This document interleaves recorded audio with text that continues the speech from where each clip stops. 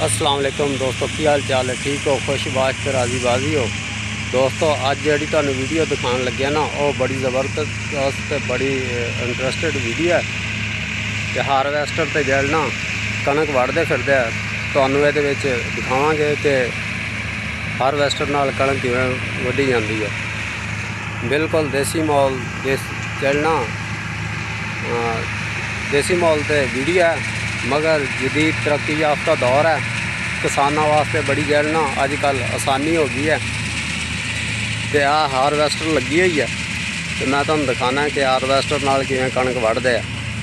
तो यह हारवैस्टर आम हारवैस्टर है। यह देखो, ये सिर्फ कणक की जलना अगों कटाई करती पई है। तो दाने जलना ये निकल जाते हैं, बाकी तूड़ी शूड़ी नहीं बनाती है।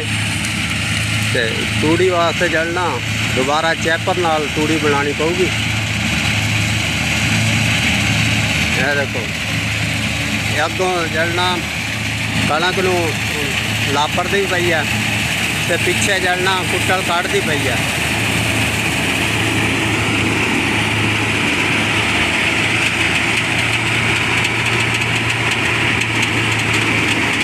पिछली साइड से जलना है कुट्टल कढ़ती पई है। कुट्टल तो दोबारा इनू ना तूड़ी बनानी पऊगी।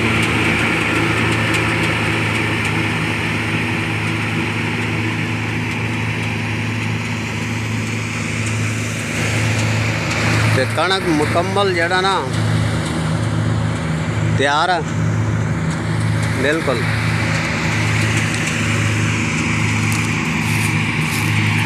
उत्तों तूड़ी नहीं बनती हैगी, तूड़ी वो जलना पिछे कढ़ के सिट देंदी है।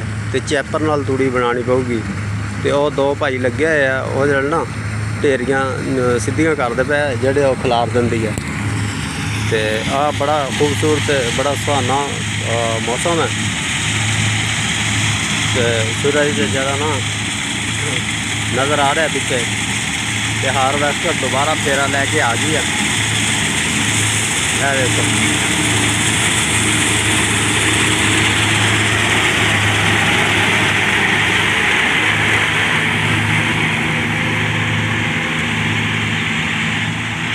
तूड़ी जरा ना पिछली साइड से कढ़ती पई है, कुट्टल जिन्होंने कहते हैं। तो ये दोबारा चैपर के नाल यदि तूड़ी बन जाएगी।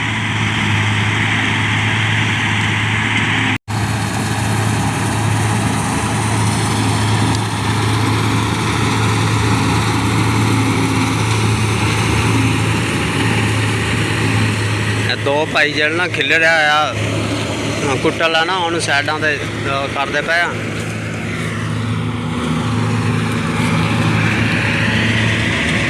जड़ा कुट्टल जल बाहर कढ़ती पई है। ट्राली आ गई है। तो हुण जलना ये दाने कढ़न लगे। और देखो दाने स्टार्ट हो गया।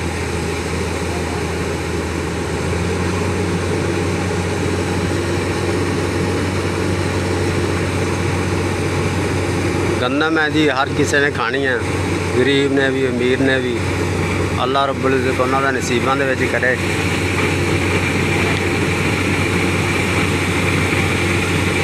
ते घंटियां दा काम मिनटां दे विच हो रहा।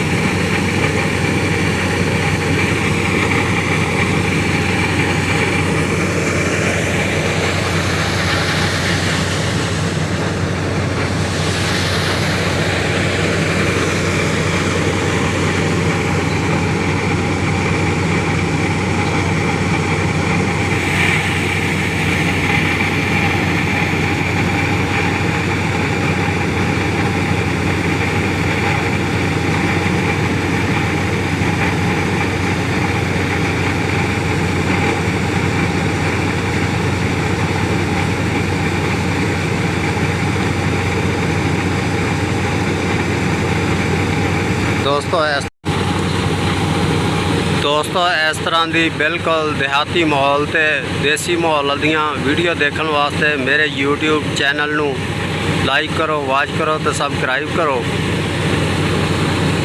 ਤੇ ਨੈਕਸਟ ਵੀਡੀਓ ਤੱਕ ਇਜਾਜ਼ਤ। ਬਾਏ ਬਾਏ, ਟੇਕ ਕੇਅਰ, ਅੱਲਾ ਹਾਫਿਜ਼।